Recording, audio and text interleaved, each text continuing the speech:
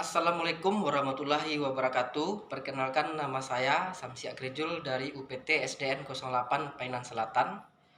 Baiklah, saya akan mengekspresikan pemahaman saya atas pemikiran Ki Hajar Dewantara dalam konteks pembelajaran sebagai guru dan interaksinya dengan siswa dan warga sekolah sebagai tugas modul 11A7 dalam pendidikan calon guru penggerak angkatan 4 Kabupaten Pesisir Selatan.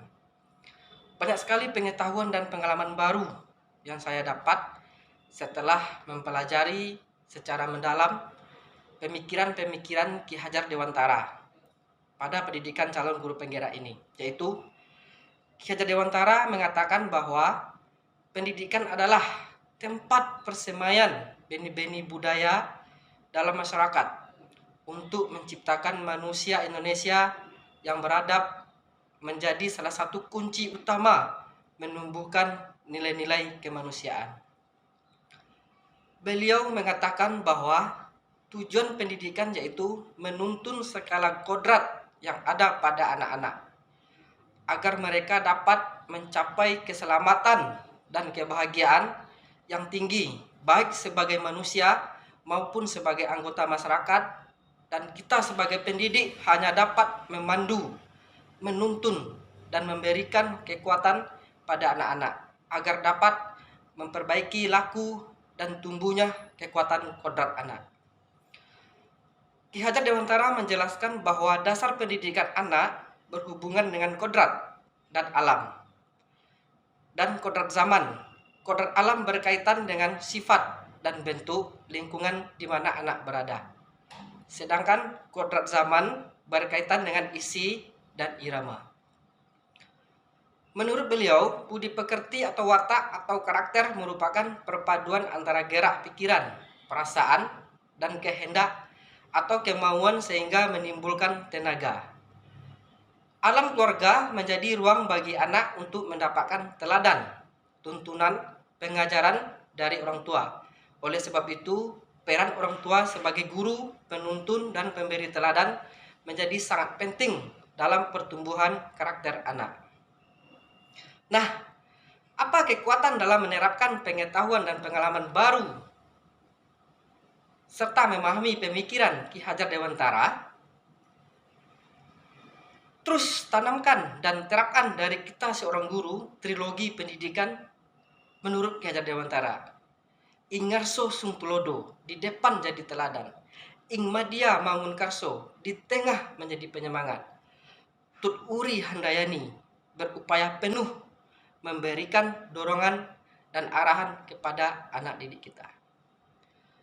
Kemudian lakukanlah inovasi pembelajaran yang selama ini pembelajaran dilakukan kurang optimal, dan lakukanlah metode dan strategi pembelajaran bervariasi sehingga anak merasa tidak bosan, anak merasa tidak jenuh, anak bersemangat dalam belajarnya.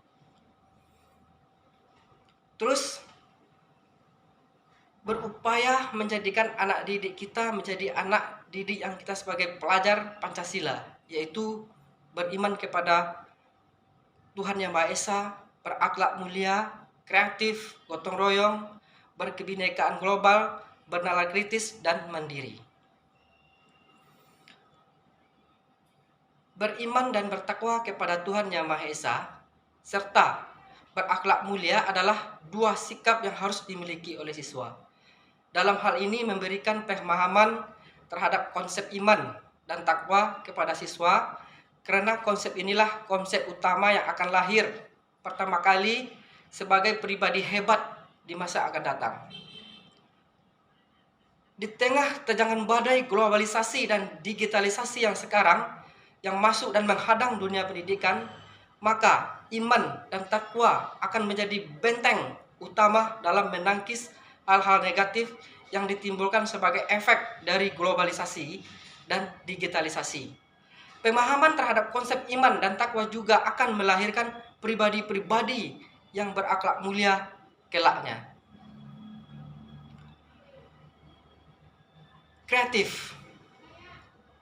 Mengajak siswa lebih kreatif dan menyenangkan dalam memahami pembelajaran sehingga dapat mengembangkan bakat dan minatnya masing-masing. Gotong royong, terus tanamkan sifat gotong royong dimanapun mereka berada. Karena kita adalah makhluk sosial. Sebagaimana pepatah mengatakan, berat sama dipikul, ringan sama dijinjing. Artinya, pekerjaan yang berat dilakukan secara bersama akan menjadikan hasil yang lebih baik. Berkebinekaan global.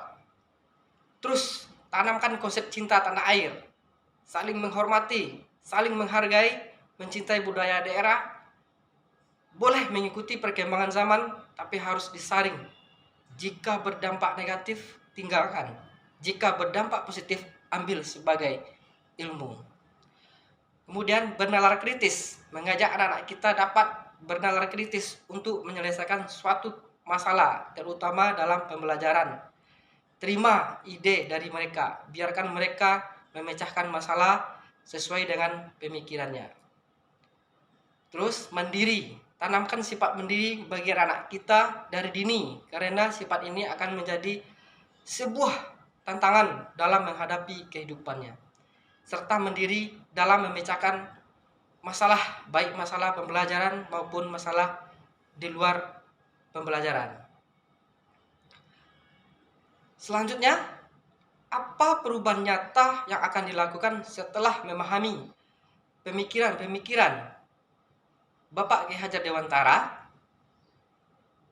terus mengadakan kolaborasi sesama guru dan teman sejawat atau sesama warga sekolah, orang tua, murid, bahkan pemangku pendidikan, dan membicarakan apa kiat-kiat kita dalam menghadapi permasalahan yang timbul dari anak didik kita, dan mencari solusi bersama ke jalan yang lebih baik dan lebih positif.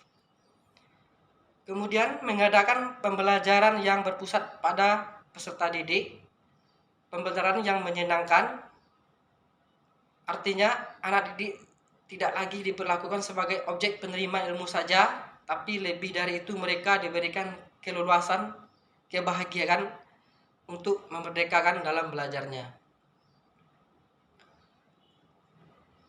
Kemudian tidak ada beban dan paksaan sehingga membuat anak merasa nyaman.